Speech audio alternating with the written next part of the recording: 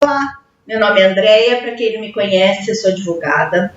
No dia a dia aqui no escritório, eu identifico a dificuldade dos meus clientes de entender os termos jurídicos quando eu os acompanho durante um processo judicial. As dúvidas são muito recorrentes, são as mesmas dúvidas, sejam representantes de empresa, pessoas físicas, enfim, as dúvidas são muito comuns. Por essa razão, agora eu vou começar uma série de vídeos desmistificando um pouco esses termos, explicando de uma forma mais simples como é que funciona um processo judicial, para que quando você entre numa situação como essa, você entre num processo de uma forma mais esclarecida. Vamos lá. Você tem um direito seu, que você está sendo impedido de exercer um direito seu, ou um direito seu foi ofendido, você contratou com alguém e a pessoa não cumpriu aquilo que combinou, ou tem alguém exigindo de você um cumprimento de uma obrigação que você não entende ter.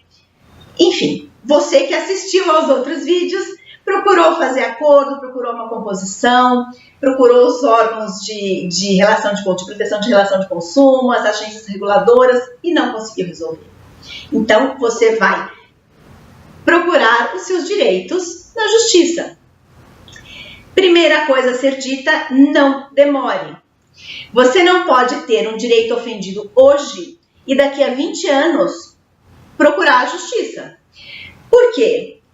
Causaria uma insegurança muito grande. Imagine que eu tive um desentendimento com alguém hoje e daqui 20 anos eu já nem lembro mais desse fato, já nem tenho mais como demonstrar o meu direito, vem alguém me cobrar alguma coisa. Então, causaria uma insegurança muito grande nas relações.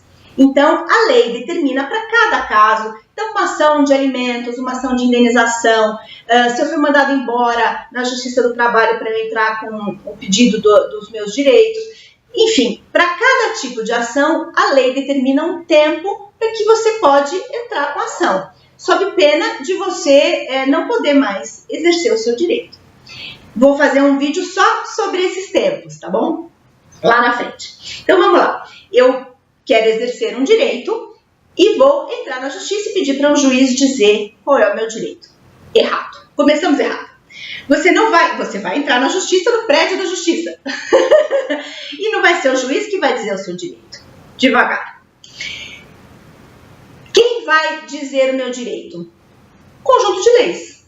Leis que nós fizemos de uma forma indireta, através dos nossos representantes e tal. Mas existe um conjunto de leis que todos nós entendemos como necessárias para organizar as nossas relações, como corretas, como direitos. Esse conjunto de normas está num corpo normativo e só quem pode aplicar este conjunto normativo, aplicar essas leis a um determinado caso, é o Estado, porque ele é imparcial e tem força para fazer cumprir aquele direito. Quem é o Estado? A Justiça. Como é que a Justiça vai aplicar essas leis ao meu caso? Através do juiz. Então, não é a mesma coisa que o juiz? Não é o juiz que vai dizer? Não. Por que não é a mesma coisa? Vamos pegar um exemplo. Um juiz corintiano roxo. Cai nas mãos dele um processo contra o Corinthians. Ele não pode decidir e não vai decidir segundo as suas convicções. Ele vai olhar o caso, olhar a lei, aplicar a lei àquele caso, ainda que seja contrário aos interesses do Corinthians. Evidentemente, que se o juiz entender que aquela paixão pelo time é tão grande que ele não vai ter isenção naquele processo, ele já nem começa. Ele passa para outra, eu vou explicar como é que isso funciona. Ele se dá por impedido e não vai adiante. Mas, em regra, quando o juiz assume o processo para si, ele vai buscar entender aquele caso o melhor que ele pode e aplicar aquela lei. Por que isso é importante? Por que é importante saber que não é o juiz que vai decidir?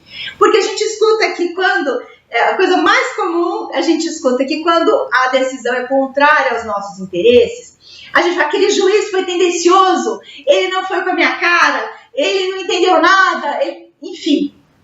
Então, o juiz não vai, ele pode até não ter ido com a sua cara, mas ele não decidiu, ele pode decidir até em seu favor, se for o caso, se aquela lei se aplicar àquele caso corretamente. Então, por que é importante a gente saber disso?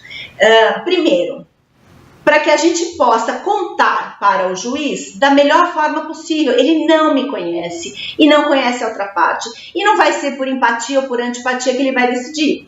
Então, quanto mais eu puder ser clara e demonstrar com todas as provas. Então, às vezes eu tenho direito e não tenho provas. Isso, então, entrar num processo assim, a gente já sabe que vai ser um caminho mais difícil. O problema não vai ser o juiz, vai ser o nosso caminho de demonstrar para o Estado que eu tenho aquele direito. Segundo, é importante que se diga que todo o processo, salvo exceções que eu vou mencionar, o processo é público. Então, tudo aquilo que os advogados e que o juiz e os peritos, enfim, tudo que todo mundo fala no processo, tudo que compõe um processo judicial, são documentos públicos. Todo mundo pode acessar, a OAB pode acessar, o Ministério Público pode acessar, você pode acessar. Então, é muito difícil, ao que todo mundo fala, o juiz foi tendencioso. Não dá para ser, nenhum trabalho é tão fiscalizável quanto o de um juiz. Meu trabalho que eu faço aqui, ninguém está aqui olhando se eu estou fazendo direito, se eu não estou. Não é público. O seu trabalho não é público. As pessoas envolvidas estão olhando, mas o do juiz não. O do juiz todo mundo pode olhar a qualquer tempo, salvo exceções.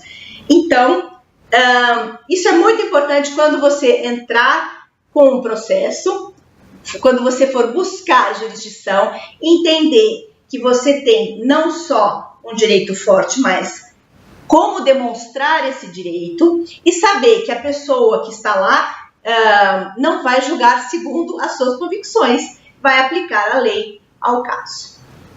Nos próximos, então eu vou começar a falar desses prazos que a gente tem para entrar com a ação e depois cada passo durante o processo. Até lá!